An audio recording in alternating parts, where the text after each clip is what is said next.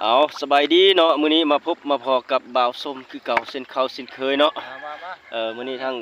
บ่าวส้มกับหมู่ของบ่าวส้มเนาะมาโลขว้างแฮคือเก่าเนาะรุ่นๆว่ามันสิมานเนาะมื้อนี้เนาะเอาบาททำอิฐเนาะบาทที่1เนาะเพิ่นก็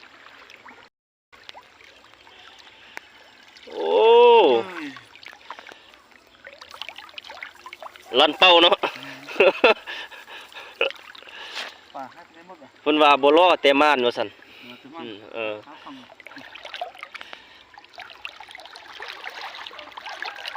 ใส่เบ็ดกับม่าน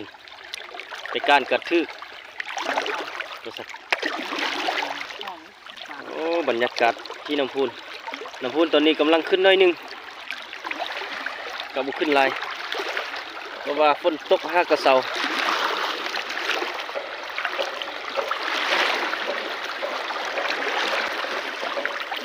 พ่วงเรียบร้อยไปมาลุ้นกันเพิ่มไปทึกโอ้บรรยากาศก็โคตรดีเลยเหมาะเจาะกับการเลาะหากินอยู่ทางห้วยทางนำปลาตำม่วงบ่มาปลาตำแฮไว้ตำม่วงปลาจุเที่ยว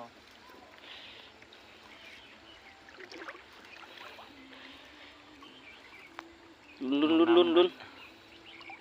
ลงน้ำบริจำบริจิคือข้างล่างโบราณเนาะโอ้มานอีอ๋อโถปลาโคตรใหญ่เลยปลาเนี่ยเอาเก็บหน่อยมาหาลายก่อนเนาะครั้งแรกแหกมานเนาะรุ่นไปนำกันเนาะ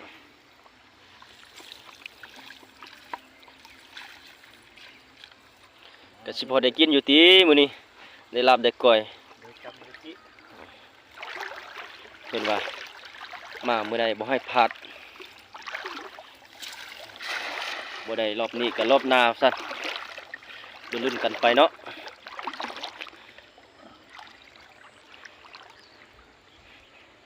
ตะเวนก็เริ่มสิตกดินแล้ว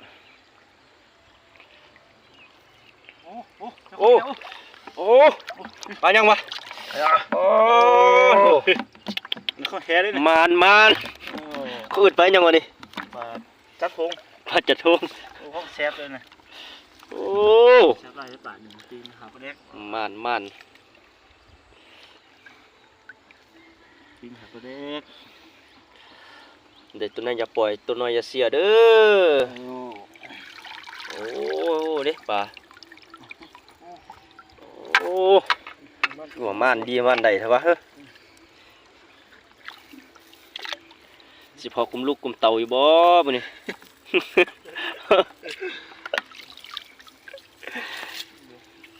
ปิ้งให้ลูกเรื่องใส่แล้วเนาะมึงนี่แต่ว่ามาหาปลาให้ลูกซ่อมไว้แต่ว่ามื้อนี้มาซ่อมไว้ก่อนเนาะ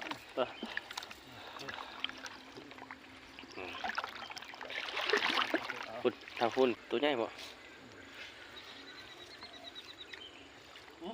โอ้อย่าให้มันรอดโอ้ปวดมากเอ้ยรอบนี้เต็มแฮเลยไปอ๋อโธ่รอบนี้มันแล้วมันแล้วดิโอ้มาแล้วโอ้เริ่มเข้าแล้วเด้เริ่มมันเลย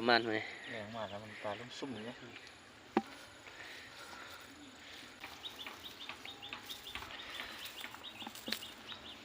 บรรยากาศโคตรงามเลยพี่น้องฝั่งนั่นก็จะเป็นค่ายทหารเนาะฝั่งนี้ก็จะเป็นบ้านน้ำพุเนาะ